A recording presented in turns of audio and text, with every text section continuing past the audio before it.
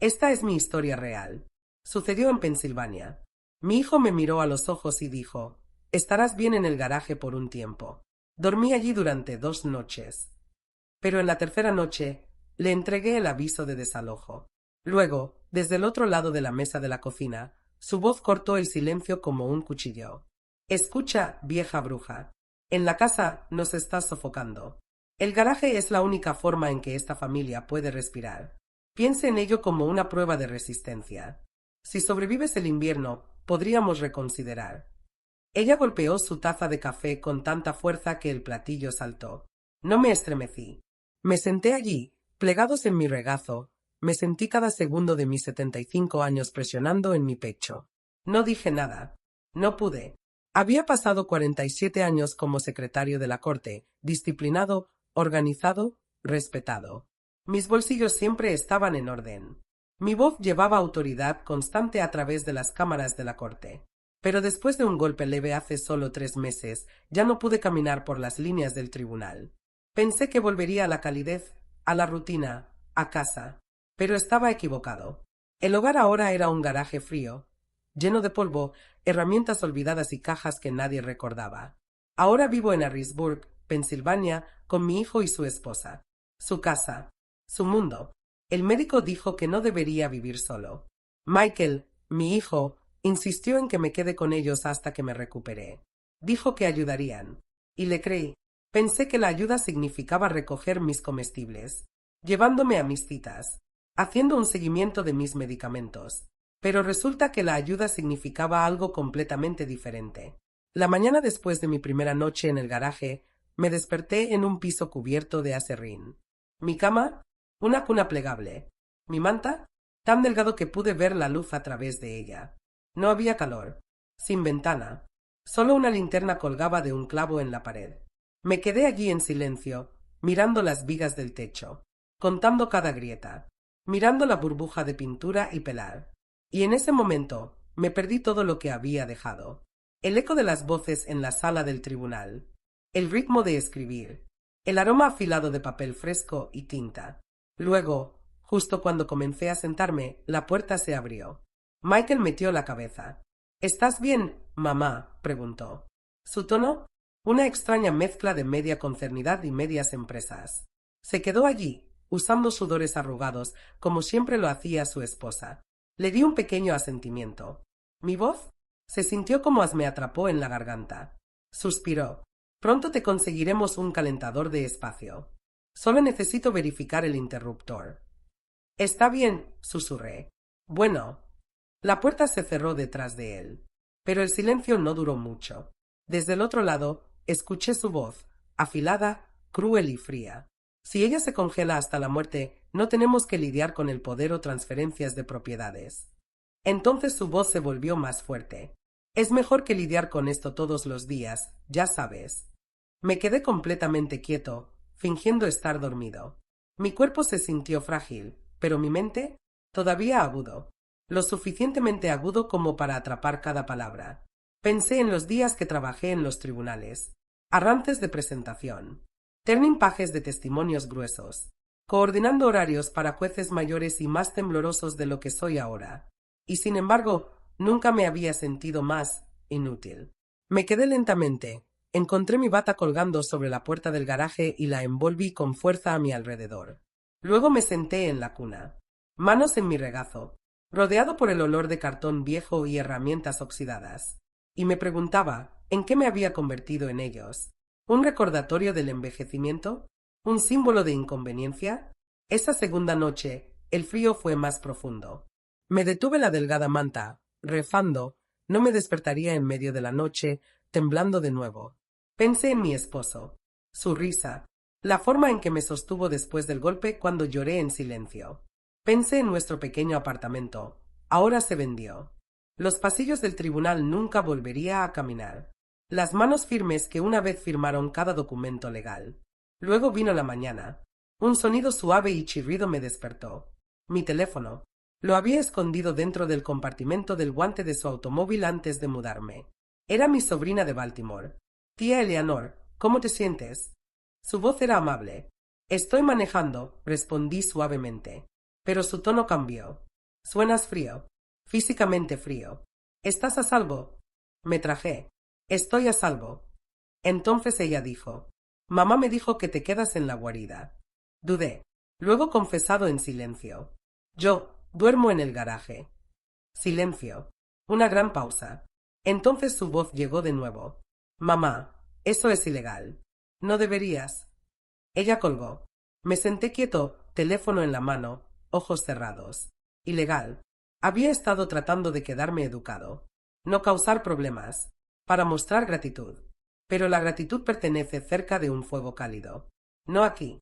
No en el frío, temblando con cada respiración. Esa tarde me quedé ocupado. Encontré un baúl de juguete que habíamos empacado hace años con las viejas mantas de mi nieta. Alineé mi cuna con una. Doblado otro a mi lado, cuidadosamente. Luego giré la linterna hacia la cuna en lugar de los estantes, tratando de crear un pequeño espacio de paz. Un pequeño santuario. Pero la verdad, no fui bienvenido. No estaba a salvo. Y el lugar no estaba en casa. Esa noche, a través del respiradero de la pared, escuché sus voces. El tono de Michael era amargado, agudo con la frustración. No puedo creer que ella todavía esté viva. No creerás lo que su esposa dijo a continuación. Mejor vivo que con el poder notarial para firmar, impuestos para presentar, desgloses emocionales para tratar.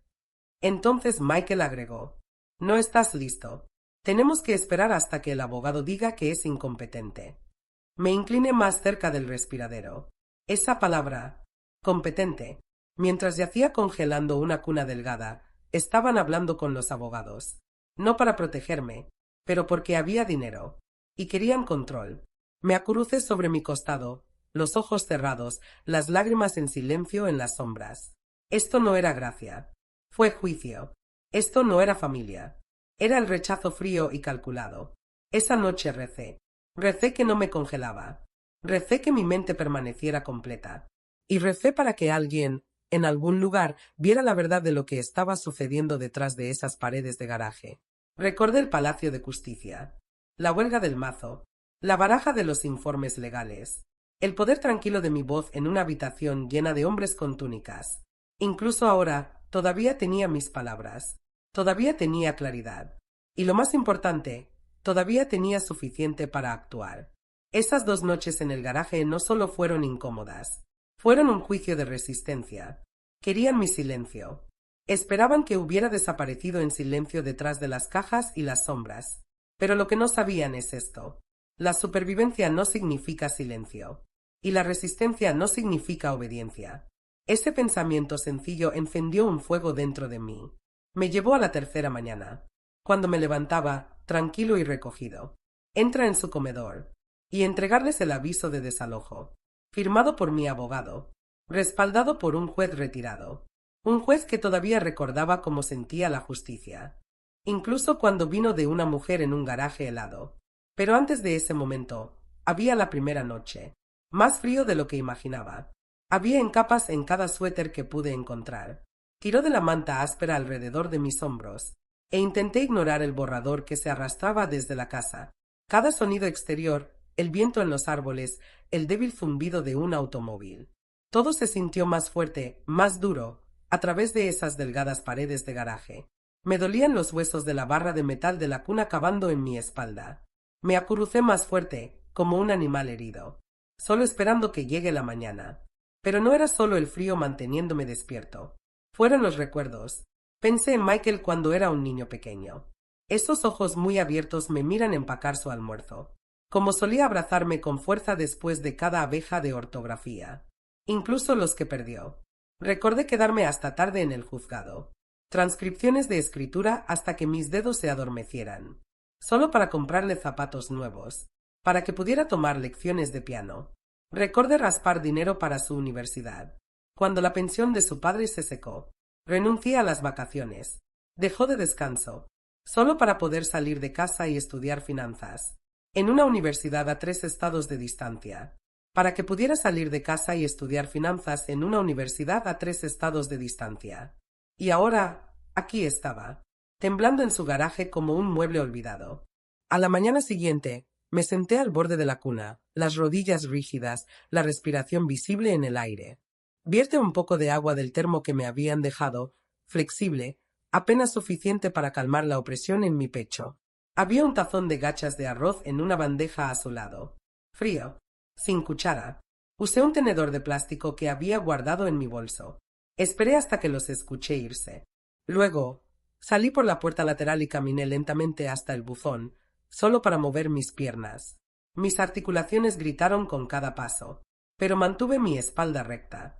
Esa tarde, a través de la ventana agrietada cerca de la parte superior de la puerta del garaje, los vi regresar. No estaban solos. Los amigos entraron detrás de ellos, llevando bolsas de supermercado llenas de vino, papas fritas, bandejas de fiesta. La risa resonó en el camino de entrada. Era un cumpleaños. Lo había olvidado. La esposa de Michael cumplió 42 años ese día. Desde el garaje, los vi reunirse en la sala de estar. A través de la brecha de cortina, los vi pop champán. Alguien sacó un pastel. Una pancarta se extendió por la pared. «Feliz cumpleaños, Rachel», escrito en oro. Nadie vino a comprobarme. Nadie me trajo una porción. Esa noche, tosí hasta que mi garganta picado. Traté de quedarme callado. Cuando llegó la sangre, la limpié con mi manga, luego la metí debajo del colchón para que nadie lo viera. No tocé. Lo habían dejado en claro.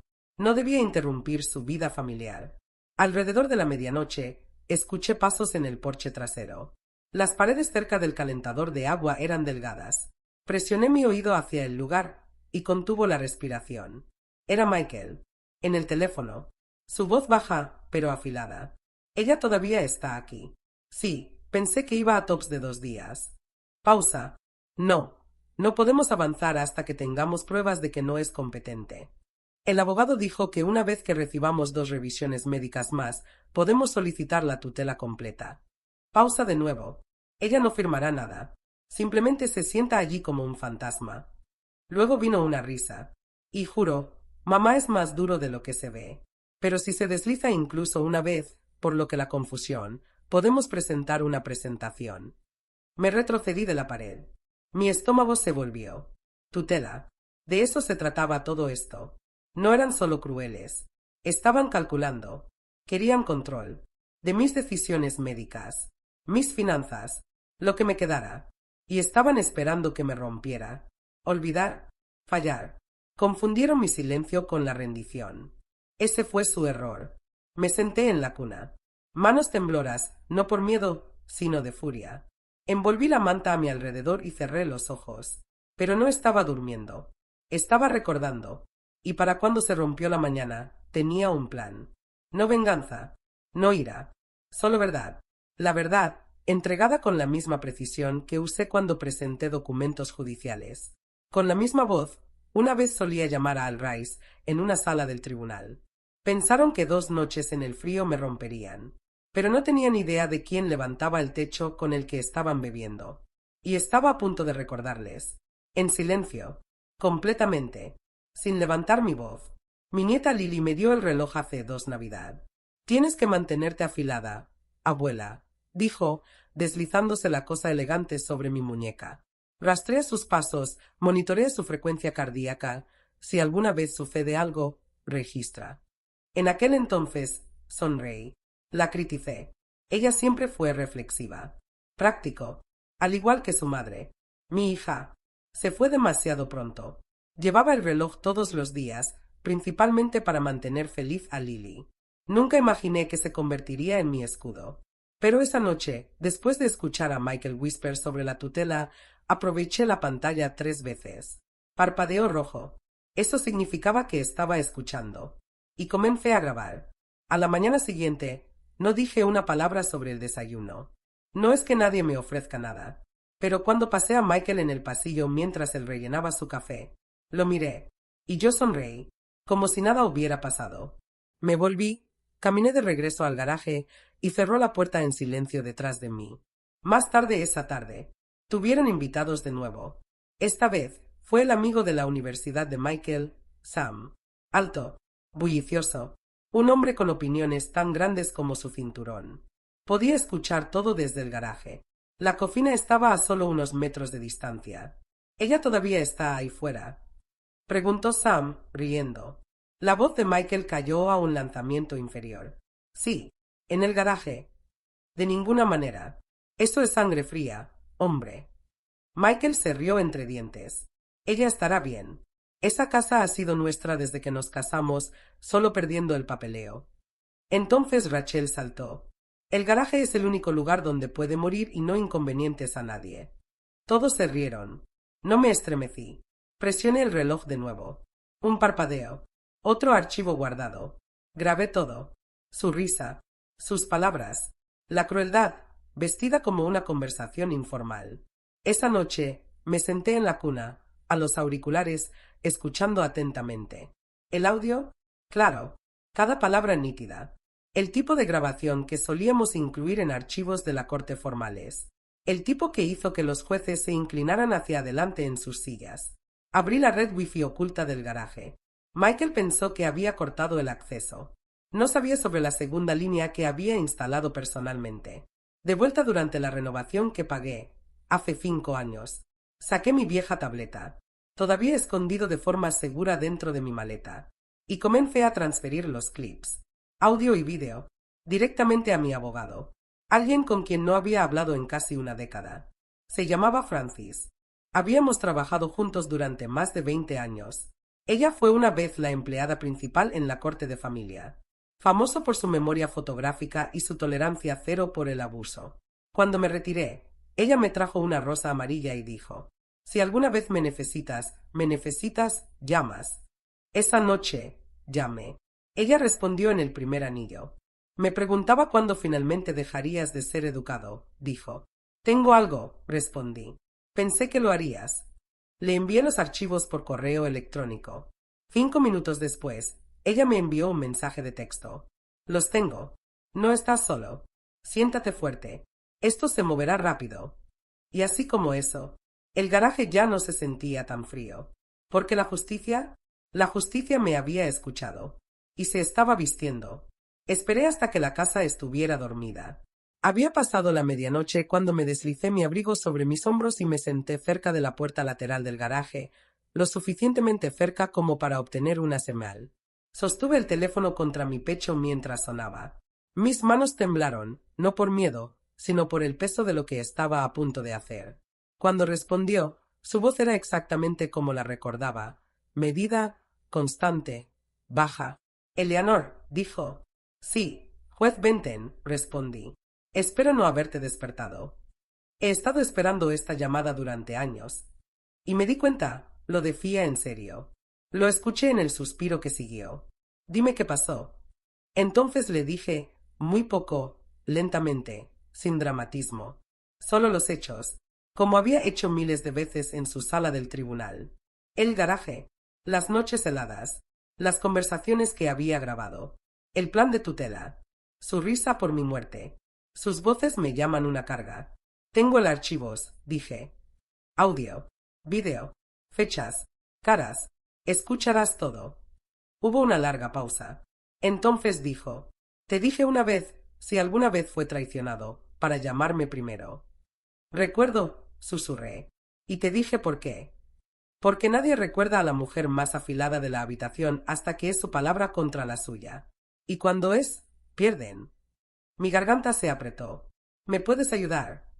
«Soy un juez retirado», dijo. «Pero todavía tengo amigos buenos. Y sé exactamente qué puertas golpear». Esa noche construimos un plan, Yayer por capa, como las estrategias legales que una vez creamos detrás de las puertas de la cámara. No hay piedad. Altas apuestas. Me conectó con un empleado de la corte dentro de la corte de súplicas comunes. A las 3 de la madrugada, había presentado la petición a través de un canal seguro. Francis, mi abogado, ya lo había redactado. Presentamos una orden de restricción temporal contra Michael y Rachel, citando abuso de ancianos, coerción financiera, condiciones de vida ilegales. Agregamos una moción de congelación de activos debido al riesgo de apropiación indebida inmediata. No dormí esa noche. Ni siquiera me acosté. Me senté en el borde de mi cuna, la túnica tiró apretada, con los ojos fijos en las sombras bailando a través de la pared del garaje. A las 7:13 de la mañana, mi teléfono zumbó. Orden otorgada. Ascendencia de emergencia aprobada. Aplicación dentro de las 12 horas. 12 horas.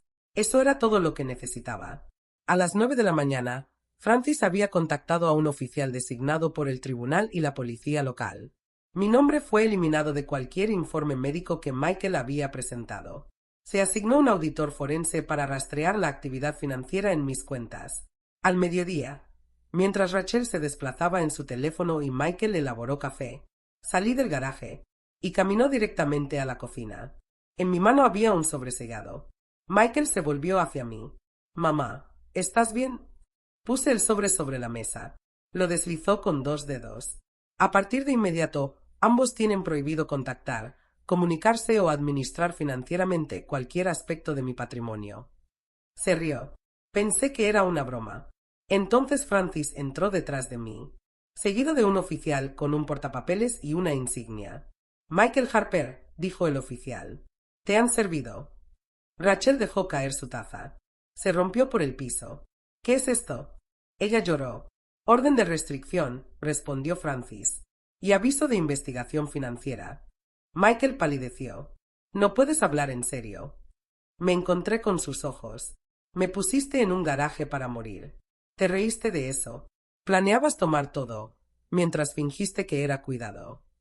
Intentó hablar, pero el oficial levantó una mano. «Se le aconseja que no hable más. Este es ahora un asunto legal». Y así como eso, la casa que ayudé a pagar ya no era suya para controlar. La mujer que intentaron enterrar, ella había regresado. Prueba de transporte, protegida por el mismo sistema que una vez sirvió. Y esta vez, el mazo estaba en su mano. En la mañana del tercer día, no me sacudí. No había dormido. No por miedo, pero por el tipo de preparación que te mantiene afilado. Como si volviera a los pasos del tribunal a las 6:45 de la mañana. Revisión de archivos de casos en el viento de invierno mordaz, con un café negro en la mano. El tipo de preparación que no proviene de la ira, pero por claridad. Claridad fría, legal y procesal. Me puse mi mejor abrigo, lana marina de Dark, alineado. El que Charles me dio la Navidad antes de fallecer. Me cepillé el cabello, me pellizqué el color en mis mejillas, y metió el grueso sobre amarillo debajo de mi brazo como si no fuera más que una barra de pan. No tocé. Cuando entré en la cocina, Michael estaba en el mostrador, girando con leche en su cereal. Sin camisa, zumbador, como si nada hubiera salido mal en su mundo. Rachel se paró cerca del fregadero, desplazándose por su teléfono, sonrió perezosamente en su rostro. Caminé hacia el centro de la habitación y coloqué el sobre la mesa. Adrede, tranquilo. Entonces di un paso atrás y doblé mis manos. Michael se volvió, molesto. «¿Qué es eso?», preguntó. No hablé. Él puso los ojos en blanco y lo agarró. Lo abrió como si fuera el correo basura. Luego se congeló. Sus ojos se movieron por la página. El encabezado, el sello de la corte, las letras negras. Aviso de queja legal presentada. Abuso de ancianos. Coerción financiera. Descuido. Demandante, Eleanor May Harper. Demandado, Michael Stephen Harper. Rachel levantó la vista. Sus dedos se congelaron a mitad de desplazamiento. «¿Qué es esto?», ella preguntó. «Sharp». Michael dio una risa amarga. «¿Presentaste una demanda contra tu propio hijo?» «Presenté una verdad», dije con calma. «Hiciste el garaje mi hogar. Hiciste tu ambición más importante que mi bienestar. Y ahora he hecho la ley mi testigo». Él golpeó el papel sobre la mesa. «No puedes hablar en serio». «Lo soy», respondí. «Y también el juez que firmó la orden». «Esto es basura», espetó. «No se mantendrá». Rachel arrebató el paquete de la mesa. Sus ojos escanearon rápidamente. «Michael, hay una orden de emergencia aquí. Una orden de restricción de 30 días. Efectivo inmediatamente», agregué. Su voz se levantó. «Eres mi madre». «Y tú», dije, «son mi acusado». Aplastó el documento en su mano, temblando. «¿Crees que esto me asusta? ¿Crees que te dejaré hacer esto? Llamaré al abogado». Entonces, el timbre sonó. Ninguno de nosotros se mudó. Siguieron 3 golpes duros. Michael pisotó la puerta y la abrió. 2 oficiales se pararon en el porche, uno sosteniendo un portapapeles. «¿Michael Harper?», el más alto preguntó. La voz de Michael se rompió. «Sí». Se le ha cumplido una orden de protección presentada a través del Tribunal de Motivos Comunes, aprobado por el juez Benten, presentado bajo el Estatuto de Emergencia 57-E. Estamos aquí para hacer cumplir la orden sin contacto de 30 días y comenzar el inventario para una congelación financiera temporal pendiente de investigación. Rachel jadeó. Me quedé quieto, los manzanos doblados. Los hombros de Michael comenzaron a temblar. Esto es una locura. Él gritó. Es vieja. Está confundida. Ni siquiera sabe lo que está haciendo. Pasé adelante. Sé exactamente lo que estoy haciendo. Te di 30 años de sacrificio. Te di un futuro. Y me diste un garaje y un plan para robar lo poco que me quedaba. Me miró como si fuera un extraño. Rachel retrocedió lentamente en el pasillo, pálido. El oficial le entregó a Michael un paquete. Tiene una hora que empacar. Se quedará en una residencia separada. Cualquier contacto físico o digital violará la orden judicial y puede resultar en arresto. Soy su hijo, murmuró Michael. Lo fuiste, dije. Pero hoy eres solo otro hombre que subestimó a una mujer que recuerda todo. No volvió a hablar. Se fueron en menos de una hora. Al anochecer, el garaje se quedó vacío. Y yo, envuelto en el mismo abrigo azul marino, Charles me dio, sentado finalmente en la mesa de la cocina. La misma silla que una vez dijeron que no era bienvenida. Abrí la ventana, dejando que el aire frío se apresurara. No porque tuviera que, pero porque elegí hacerlo. Al final de esa semana, mi historia había dejado el garaje y entró en la plaza pública. Comenzó con un periodista local, una mujer de voz suave llamada Terry. Habíamos cruzado los senderos hace años en el tribunal. Llamó a Francis después de escuchar susurros sobre una orden de protección servida en menos de 12 horas, y un hijo fue retirado de su propia casa, por su madre, un empleado de la corte retirado. Terry preguntó si hablaría. Dije que sí. Nos conocimos en la oficina de Francis. Conté mi historia con la misma cadencia tranquila y clara que una vez usé escritos de la cancha de lectura. No hay dramatismo, sin lágrimas, solo la verdad. Las grabaciones, las fechas, la tos y la sangre se limpiaban silenciosamente en una manga. La celebración de cumpleaños escuchó a través de una grieta en la cortina. La risa que siguió a su plan. 2 días después, el artículo llegó al periódico local. El titular hizo que mi corazón se detuviera. La madre duerme en el garaje, lleva a su hijo a la corte y gana. El subtítulo decía: el secretario retirado presenta cargos de abuso de ancianos después de ser obligado a congelar las condiciones. La evidencia incluye grabaciones ocultas y testimonio judicial de juez retirado. La foto que usaron, a mí, fuera del juzgado, en mi abrigo de la marina, ojos afilados, cara tranquila. La imagen se extendió rápidamente. Para el viernes, los puntos de venta regionales lo recogieron. Un programa de entrevistas del domingo por la mañana se comunicó, pidiendo entrevistarme en vivo. Decliné la prensa nacional. No porque fuera tímido, pero porque ya habían llegado invitaciones más importantes. La Alianza Femenina Central de Pensilvania contactó primero a Francis. Nos sentiría honrado de tenerte como invitado de distinción en nuestro foro de primavera, dijeron. Has dado a tanta fuerza de las mujeres. Luego vino el Consejo Senior de Harrisburg. Luego una mesa redonda legal. Luego la Asociación de Abogados Estatales. De alguna manera, me había convertido en un héroe popular. La abuela que retiró su silla en la mesa de la cocina. Pero lo que más me conmovió no fueron los paneles o los títulos. Fueron las letras. Los escritos a mano. Vinieron por las docenas. Uno de una mujer en Pittsburgh. Ella dijo que pasó 6 meses durmiendo en su propio sótano, mientras la esposa de su hijo le dijo a los vecinos que viajaba. Uno de una mujer en Ohio, quien me agradeció por recordarle que estar callado no significa estar indefenso. Cada noche me sentaba en mi escritorio y respondía a tantos como pude. Se convirtió en un ritual. Té, música suave, y responde a las mujeres que, como yo, habían esperado demasiado para hablar. Mientras tanto, de vuelta en Harrisburg, las cosas se desenredaron para Michael y Rachel aún más rápido de lo que Francis había predicho. Su iglesia, el que Michael se desempeñó una vez como presidente de la Junta Comunitaria, celebró una reunión privada. Habían leído el artículo. Recibió una ola de llamadas preocupadas. Y en silencio, sin ceremonia, Michael fue eliminado del liderazgo. Violó la confianza moral que esperamos de nuestros mayordomos, me dijo su pastor más tarde. Pero el verdadero golpe llegó la semana siguiente. Un investigador del Departamento de Envejecimiento del Estado lanzó una revisión completa de mi caso, incluyendo las grabaciones que había presentado. Como parte de la investigación, la capacidad de los padres de Rachel fue evaluada formalmente. Especialmente después de la línea, ella habló tan fríamente en el aire.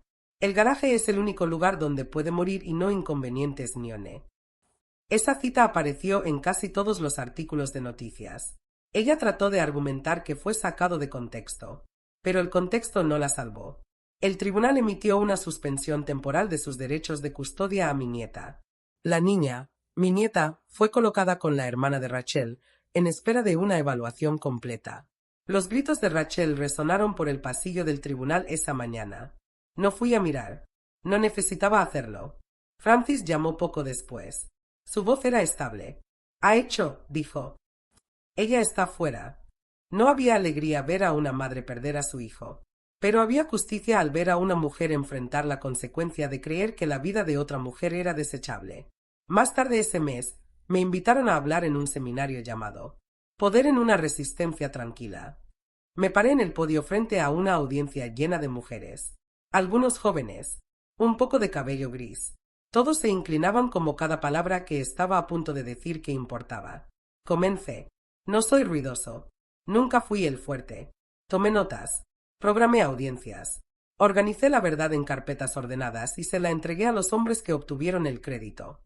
Pero nunca olvidé cómo hablar. Solo esperé, porque cuando importaba. Me pusieron en un garaje y lo llamaron generosidad. Pero registré su crueldad y se la di a la justicia. No por venganza, pero porque algún día otra mujer podría estar en un garaje sin abrigo. Y quiero que ella sepa, ella no está sola. La multitud se puso de pie. No sonríe de par en par. Acabo de inclinar mi cabeza, graciosa, conectada a tierra. Y cuando regresé a casa esa noche, al pequeño apartamento, Angela me ayudó a encontrar. Miré a mi alrededor. Paredes simples. Un calentador de trabajo. Una silla suave junto a la ventana. Sin terciopelo. No hay contadores de granito. Sin brillo. Solo paz. Y poder. Del tipo que no grita. Del tipo que nunca olvida. Ahora vivo en el segundo piso de un edificio tranquilo en el borde de Mechanicsburg. A solo 20 minutos del tribunal que una vez serví. Y toda una vida lejos del garaje en el que me quedaron para congelarme. No es grandioso. Solo 2 habitaciones. Una pequeña cocina. Una acogedora silla junto a la ventana. Pero es mío. Y no lo encontré solo. Angela, la hija de mi nieta, mi hilo más agudo para la esperanza, encontró este lugar. Ella fue la que me llevó aquí. El día después de la orden de protección entró en vigencia. Ella trajo mi maleta. Desempacé mi ropa.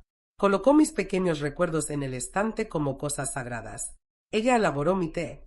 Antes de preguntar, ella me llamó abuela de nuevo. Sin dudarlo, como si esa palabra nunca hubiera sido arrancada de mí. «Estás a salvo ahora», me dijo. Y por primera vez en meses. Le creí. Angela llega por 3 noches a la semana después de sus turnos de enfermería. Hacemos sopa. Jugamos dominó. Y a veces nos sentamos en silencio. Amo ese silencio. No se lastima. Se cura. Después de que la tormenta de los medios se calmó, me pidieron que volviera a hablar. Pero esta vez no en un foro de mujeres o en una mesa redonda legal. Esta vez fue nacional. Un segmento de noticias del domingo por la mañana llamado Voices of the Forgotten quería presentar mi historia. Parte de una serie especial sobre abuso de ancianos y traición familiar. Al principio dije que no. Había dicho lo suficiente. Yo había ganado. ¿Qué más había para probar? Pero Angela me miró y dijo: «Abuela, alguien por ahí todavía está durmiendo en un garaje. Alguien que no tiene un abogado, un juez o una grabación. Pero tal vez te escuchen». Entonces dije: «Sí». El estudio era estéril, brillante. Las luces estaban calientes. El ancla, pulido y encantador, me ayudó durante la verificación de sonido. Llevaba mi mejor blusa azul marino. Mi cabello estaba atrapado hacia atrás. El micrófono recortado a mi collar se sintió pesado. Pero me senté alto. Y cuando las cámaras rodaron, comencé así: «No estoy aquí para llorar. Ya hice eso. Estoy aquí para recordar. porque la memoria, cuando está protegida, hace evidencia. Les conté la historia completa. El golpe, el garaje frío, los susurros detrás de las paredes. No hablé lentamente por mi edad. Hablé lentamente para que cada palabra aterrizara como un pie a través del hielo agrietado. Y luego me detuve. No odio a mi hijo, dije. Lo lloré. Lamento quien solía ser. Pero no quiero que lo castigue. Quiero gente como él, prevenida. El segmento se emitió 2 días después. La red recibió más de 4,000 correos electrónicos. Algunos ofrecieron apoyo. Algunos ofrecieron donaciones a los refugios de abuso de ancianos. Algunos simplemente dijeron, te creo. Y ahora, me creo a mí mismo. Después de eso, comencé a ser voluntario con la red de apoyo de ancianos de Pensilvania. Principalmente consultas, los casos donde las mujeres no estaban seguras de si lo que estaban pasando era suficiente para hablar. Y les dije esto. Si tienes que preguntar si algo es abuso, probablemente lo sea. No me llamo un guerrero. Ni siquiera me gusta la guerra. Pero creo en la defensa. En dibujar una línea. Al decir, no esta vez. Porque a veces, lo más fuerte puede hacer una mujer. No es gritar. Es soportar. Es recordar. Y finalmente, es hablar. La casa todavía está ahí. El que tiene el buzón torcido. Las persianas azules. En una calle arbolada en Harrisburg. Solía ser su fortaleza. Solía ser el telón de fondo de mi silencio. Pero ya no. Después de que terminó la investigación. Y el tribunal falló a mi favor. Recuperé la propiedad legal total de la propiedad. Michael y Rachel intentaron disputarlo brevemente.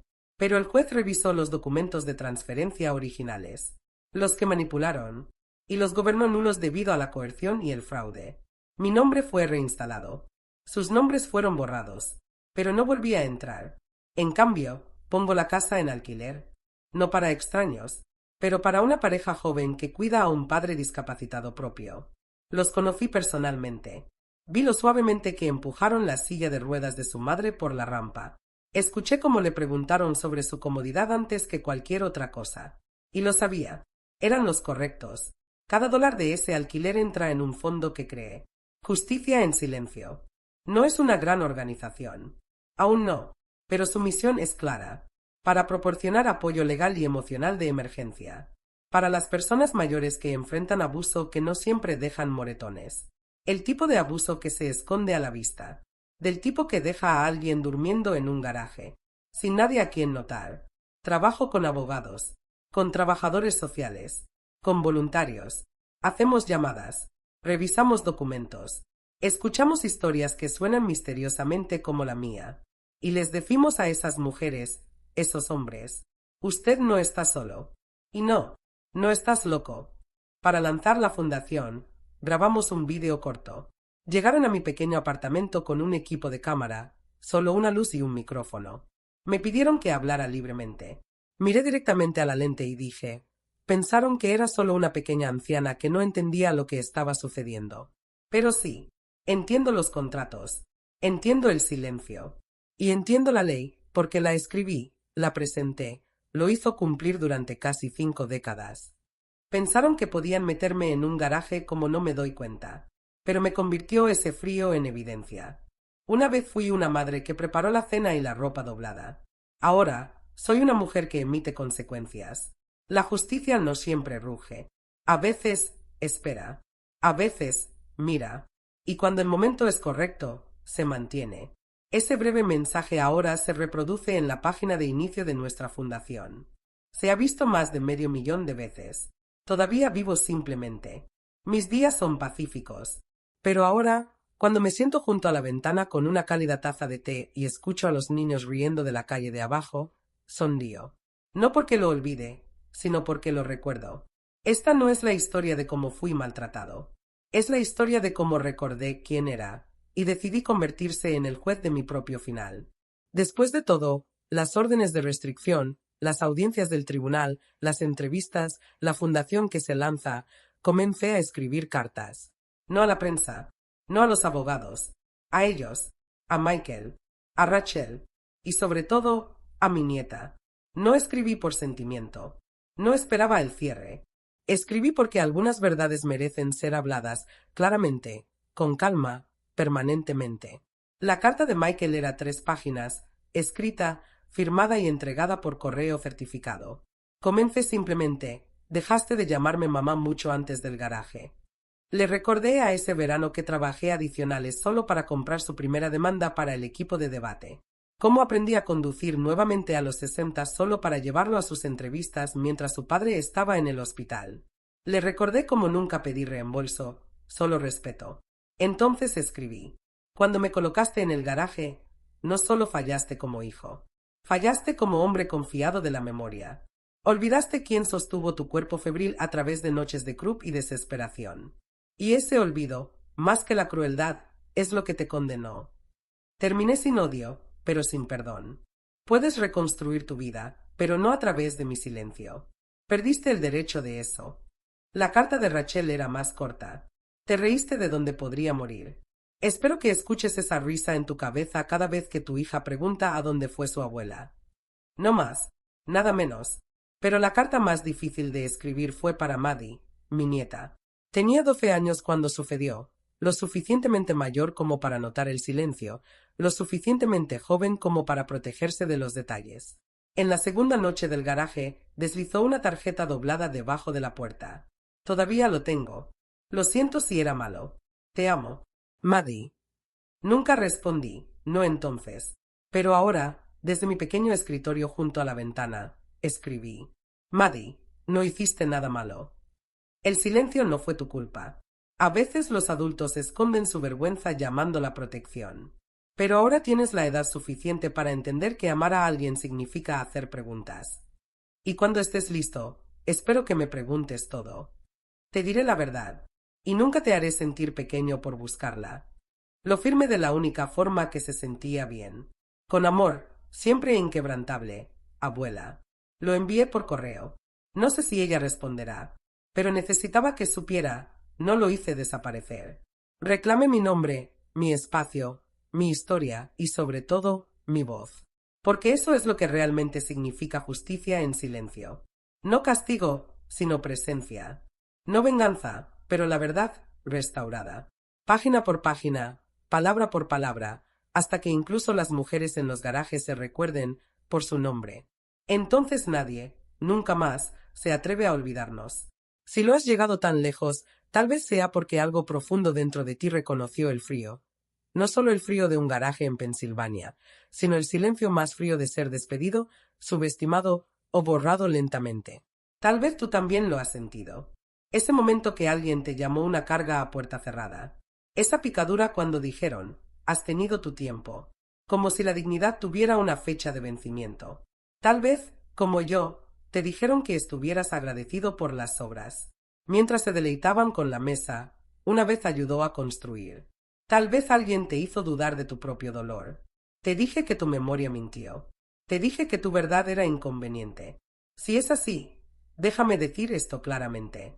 Usted no está solo. Aquí en la abuela True Stories mantenemos espacio. Espacio para las mujeres que perduraron en silencio. ¿Quién ahorró los recibos cuando nadie más recordó la deuda? Hablamos por las abuelas, las madres, las viudas, las mujeres que trabajaron toda su vida, dieron todo su corazón, todos sus corazones. Y se les dijo un día, estaban en el camino. Pero ya no. No nos quedamos en silencio. No rogamos que nos escuchen. Hablamos, con el peso de la memoria, con la fuerza de la justicia tranquila, con el poder de todo lo que intentaron ignorar. Nuestras historias no son ficción. Son las páginas que faltan detrás de todas las fotos familiares perfectas. Son las notas al pie de página que nadie quería publicar. Y ahora se les dice: entonces, si esta historia agitó algo en ti, si sintió que tu mandíbula se apretó, tu pecho se aprieta, si me susurraste yo también en la tranquilidad, entonces no te vayas todavía. Quédate con nosotros. Suscríbase a las historias reales de la abuela. Porque cuando lo haces, no solo estás haciendo clic en un botón. Estás enviando un mensaje. Un mensaje para cada mujer que alguna vez fue expulsada del marco. Que todavía estamos aquí. Que todavía estamos mirando. Y que todavía estamos diciendo la verdad. Porque esa verdad puede llegar tarde. Puede llegar suave. Pero nunca viene vacío. Así que adelante. Haga clic en suscribir.